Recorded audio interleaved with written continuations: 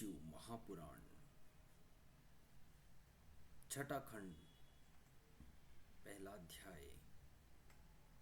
इतनी कथा सुनकर श्री सूत जी ने कहा, हे शौनकादि ऋषियों, जब ब्रह्मा जी यह वृत्तांत कह चुके तो नारद जी ने संदेह से युक्त होकर कहा, हे पिता, आपने अंधकासुर की कथा मुझे सुनाई, परंतु मुझे उसमें कुछ संदेह उत्पन्न हुआ है। अस्तु, आप उसे दूर करने की कृपा करें। हे ब्राह्मण, आप मुझे यह बतावे कि श्री कैलाश जी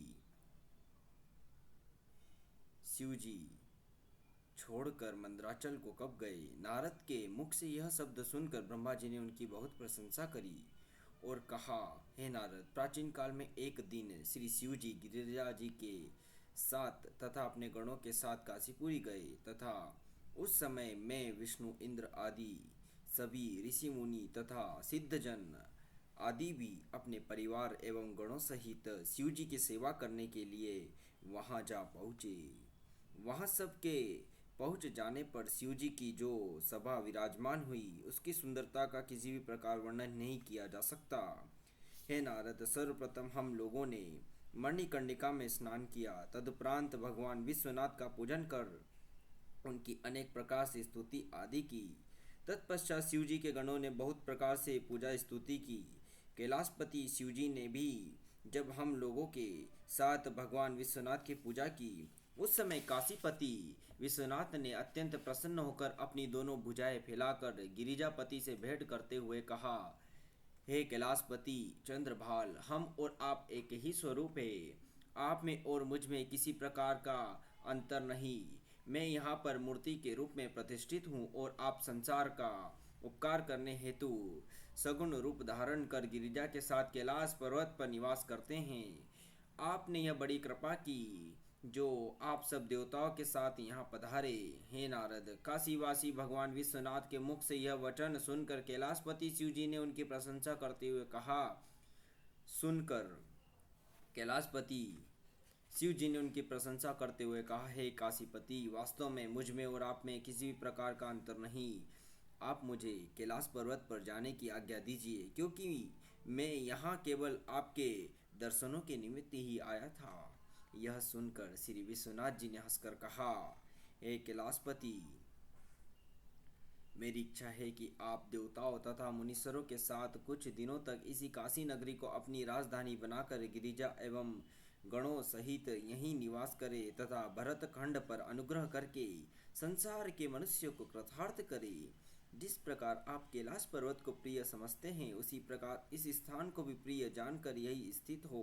इस काशीपुरी में जो मनुष्य रहे, आप उन्हें मोक्ष प्रदान किया करें। हे कैलाशपति, तीनों लोक आपकी आज्ञा में रहते हैं।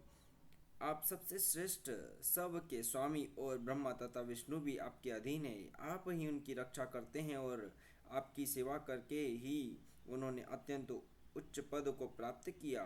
ब्रह्मा सृष्टि को उत्पन्न करते हैं और विष्णु उसका पालन करते हैं। इन दोनों की आज्ञा पाकर देवराज इंद्र राज्य किया करते हैं। अस्तु, अब संसार का उपकार करने के निमित्त इन सबको ऊपर अपनी कृपा बनाए रखने हेतु कृपा करे। हे नारद, काशीपति भगवान विश्वनाथ जी के ऐसे वचन सुनकर कैलाशपति शिव जी ने कहा, हे देवताओं के स्वामी, यद्यपि मुझे कैलाश पर्वत अत्यंत प्रिय है, क्योंकि वहाँ मेरे भक्त निवास करते हैं, फिर भी मैं काशी को उससे भी अधिक प्रिय जानकर आपकी आज्ञा अनुसार यहीं निवास करूंगा और सदैव आपका स्मरण करते हुए तीनों लोकों का पालन करूंगा। कैलाशपति शिव जी के मुख से यह वचन सुनकर भगवान विश्वनाथ अंतर्धान हो गए तथा कैलाशपति शिव जी भगवान विश्वनाथ के उसी स्थान पर अपने पूर्णांश द्वारा गुप्त होकर निवास करने लगे। इस प्रकार काशी परम सिद्ध पीठ के रूप में प्रसिद्ध हुई। भगवान कैलाशपति के साथ गिरिजा भी वहीं निवास करने लगी। हे नारद, उस काशीपुरी की महिमा ऐसी है कि जो मनुष्य वहां मरता है, उसे श्री शिव जी तारक मंत्र देकर मुक्ति प्रदान करने की कृपा करते हैं। वहाँ जब तप, संयम और भक्ति किए बिना ही मनुष्य को मुक्ति मिलती है। वह काशी तीनों लोकों में सबसे श्रेष्ठ, सबसे पवित्र तथा प्रज्ञान क्षेत्र के नाम से प्रसिद्ध है। अब मैं तुम्हें वह कथा सुनाता हूँ जिस प्रकार भगवान विश्वनाथ की आज्ञा पाकर गिरिजापति शिवजी ने काशी में राज्य किया और मनुष्यों के कष्टों को दूर किया। जब श्री शिवजी ने काशी को अपनी राजधानी बनाई और भगवती गिरिजा भी वहीं रहकर अन्नपूर्णेश्वरी देवी के नाम से प्रसिद्ध हुई। उन्हीं की कृपा से काशी में कोई जीव भूख न रहता। वे अपनी प्रजा के संपूर्ण मनोरथों को पूरा करती। हे नारद, यह कथा मैं तुम्हें पहले सुना चुका हूँ कि शिवजी अपने वंश से एक मूर्ति को उत्पन्न किया था जिसका नाम भैरव था। उन भैरव ने मेरे पांचों मस्तक को त्रिशूल द्वारा काट डाला था क्योंकि मैंने उस मुख से शिवजी की निंदा की थी। मेरा मस्तक काट डालने के कारण भैरव को ब्रह्म हत्या का पाप लगा। अस्तु, उसे दूर करने हेतु वे संसार में भ्रमण कर रहे थे। तब वे सब स्थानों में भ्रमण करते हुए काशीपुरी में जा पहुंचे तो उनकी हत्या का पाप तुरंत नष्ट हो गया। जिस स्थान पर मेरा मस्तक गिरा था उस स्थान पर शिवजी ने बड़ा नृत्य किया था। अस्तु, वह स्थान एक पवित्र तीर्थ के रूप में कपाल मोचन के नाम से प्रसिद्ध हुआ।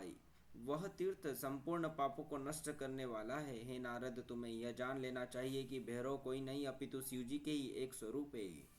अस्तु, काशी में निवास करने पर शिवजी ने भैरव को कोटिलपाल का पद दिया और कहा, हे भैरव, तुम्हारा संपूर्ण पाप अब नष्ट हो चुका है। अब तुम यहीं हमारे पास रहकर काशी जी की रक्षा किया करो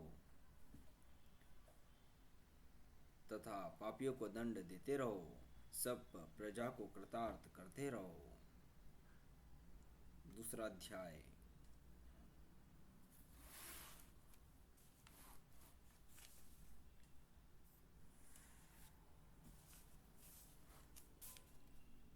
ब्रह्मा जी ने कहा, हे नारद,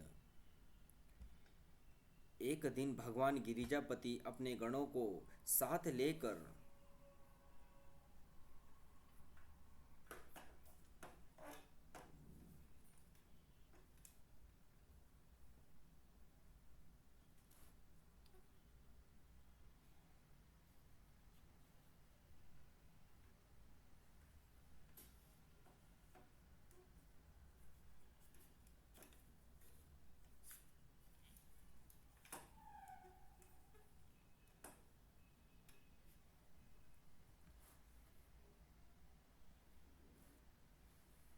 एक दिन भगवान गिरिजापति अपने गणों को साथ लेकर गिरिजा जी सहित नंदी पर सवार हो आनंद वन देखने के लिए चले। आनंद वन में पहुंचकर उन्होंने गिरिजा से उस क्षेत्र की अत्यंत प्रशंसा की। वहां मंदार, कनेर, केतकी, अनार, चमेली, कुंद, मौल, श्री, मालती, जूही, कमल आदि अनेक प्रकार के सुगंधित पुष्प खिले हुए थे। श्रेष्ठ ताल, तमाल आदि के वृक्षों पर पक्षी बैठे हुए मधुर स्वरों में गान करते थे तथा तीनों प्रकार की वायु हर समय चलती रहती थी। वहाँ ऋषि, मुनि, सिद्धजन आदि किनारे बैठकर यम नियम आदि का स्वच्छंदता पूर्वक पालन किया करते थे। इस प्रकार वहाँ सर्वत्र आनंद ही आनंद था। हे नारद, उस उत्तम वन को देखकर भगवान गिरिजापति ने अत्यंत प्रसन्न होकर माली को बुलाया और उसे पारितोषिक आदि देकर कृतार्थ कर दिया। तदुपरांत वे वन के भीतर जा पहुँचे। वहां उन्होंने गिरिजा जी से कहा, हे प्रिय, जिस प्रकार तुम हमें अत्यंत प्रिय हो उसी प्रकार ये काशी तथा आनंद वन भी हमें अत्यंत पसंद है। जो व्यक्ति यहाँ आकर मृत्यु प्राप्त करता है उसे हम मोक्ष प्रदान करते हैं। यहाँ के रहने वाले सदैव प्रसन्न रहते हैं और हम उनके ऊपर विशेष कृपा बनाए रखते हैं। हे नारद, यह कहकर शिव जी के साथ कुछ आगे चले तो उन्होंने यह देखा कि हरिकेश जी एक अशोक वृक्ष के नीचे बैठे हुए अत्यंत प्रेम पूर्वक तपस्या कर रहे हैं और अपने मुख से विश्वनाथ का उच्चारण कर रहे हैं। उनके शरीर में केवल हड्डियां और नसें ही दिखाई दे रही थी।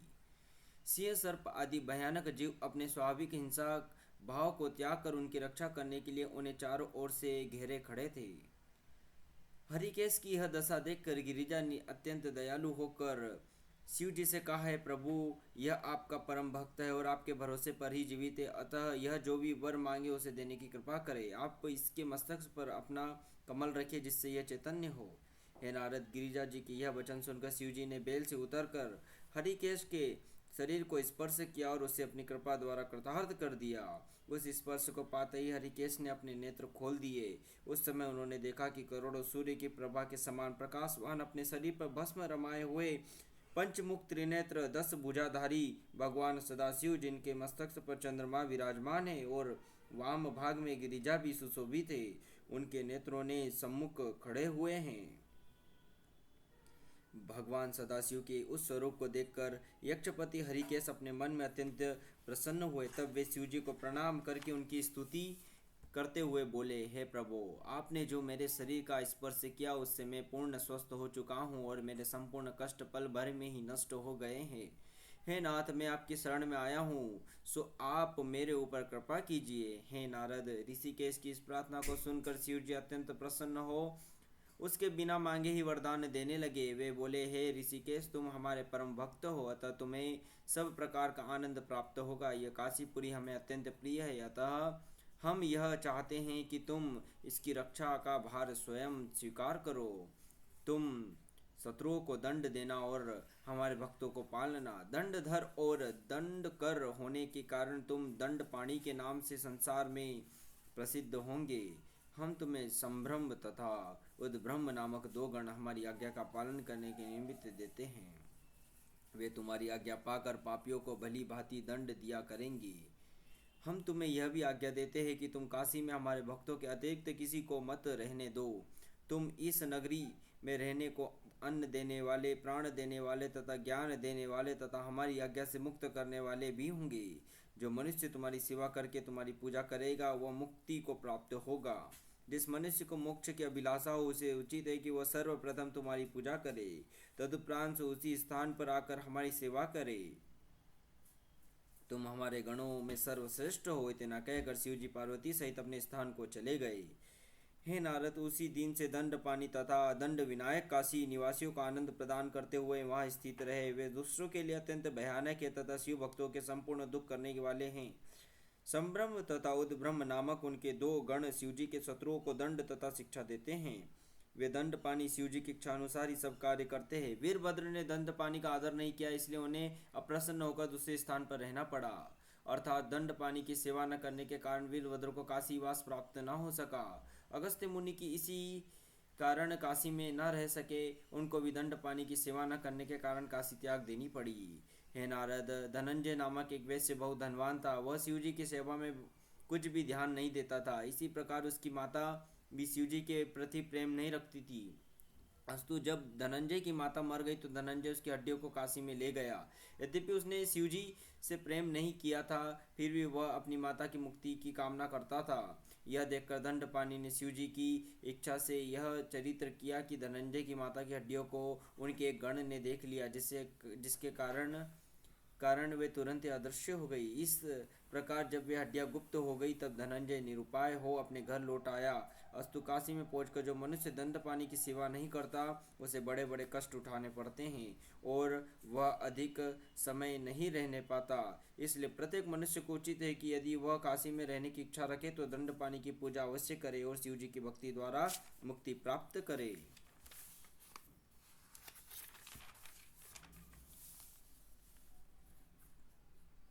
छठे खंड का तीसरा अध्याय कल से शुरू होगा। ओम नमः शिवाय।